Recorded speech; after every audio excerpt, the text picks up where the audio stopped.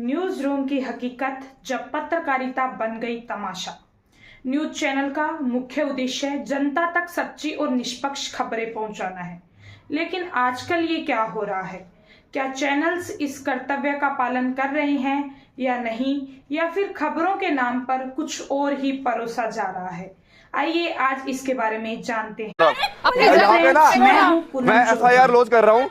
इन लोगों ने ना स्टूडियो के अंदर बंद कर दिया मेरे को। बांटने के अलावा बाकी और सभी काम भी कर रहे हैं, यानी कि सच्ची खबरों के अलावा बाकी सभी काम न्यूज चैनल्स आजकल कर रहे हैं।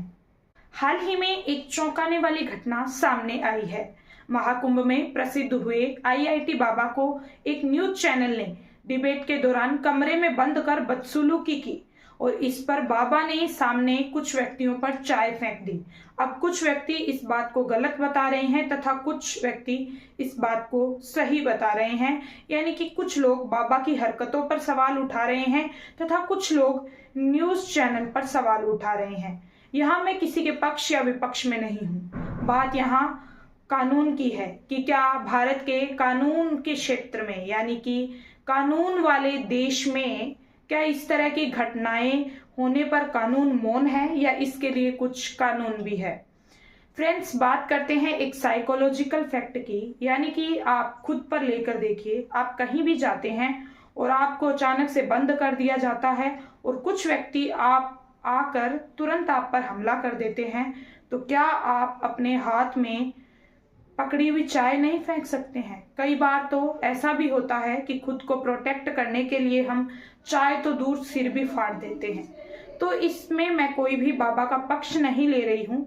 ये एक साइकोलॉजिकल फैक्ट है कि हम अपने बचाव में, सेल्फ डिफेंस में कुछ कार्य कई बार कर देते हैं जो बाद में हमें रियलाइज होता है कि ये गलत है।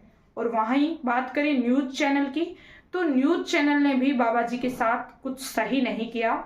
उन्होंने भी उनके साथ बदसलूकी करने का प्रयास किया, उन्हें कमरे में बंद करने का प्रयास किया।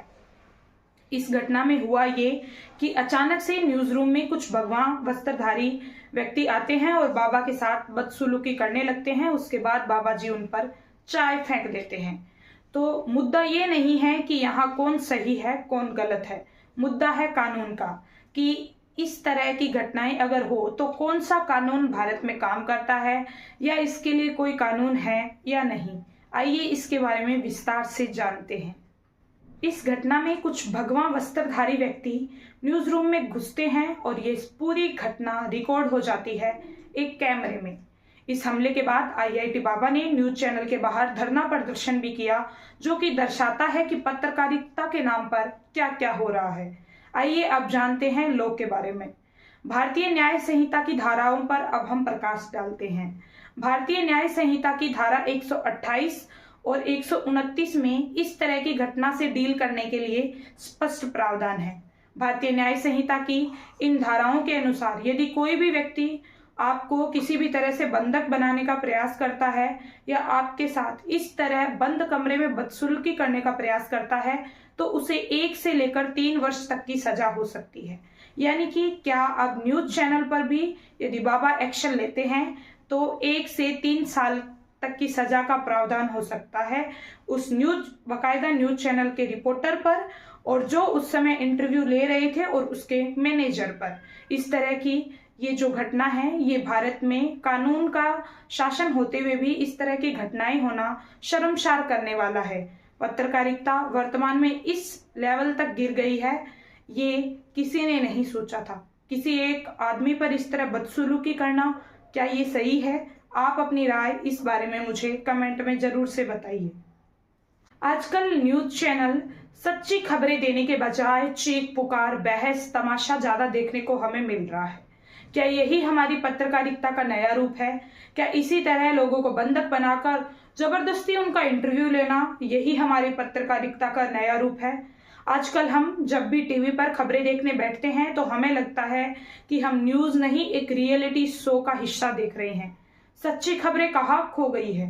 क्या एक इस तरह की घटनाएं आम जनता को अच्छा संदेश देती है? मीडिया एक अच्छा माध्यम है जनता को अच्छे संदेश देने का, परंतु आजकल तो मीडिया में हम लगातार चीख पुकार इस तरह की बहस ही सुनने को हमें मिल रहे हैं। डिबेट अच्छी बात है, डिबेट करना, जिससे हमें नए फैक्ट सामने आते हैं, परंतु इस लेवल तक इस तरह क्या ये सही है? दोस्तों, आप अपनी राय मुझे कमेंट बॉक्स में जरूर से इस मैटर को लेकर बताइएगा। मिलते हैं एक नए वीडियो के साथ अगले वीडियो में। धन्यवाद।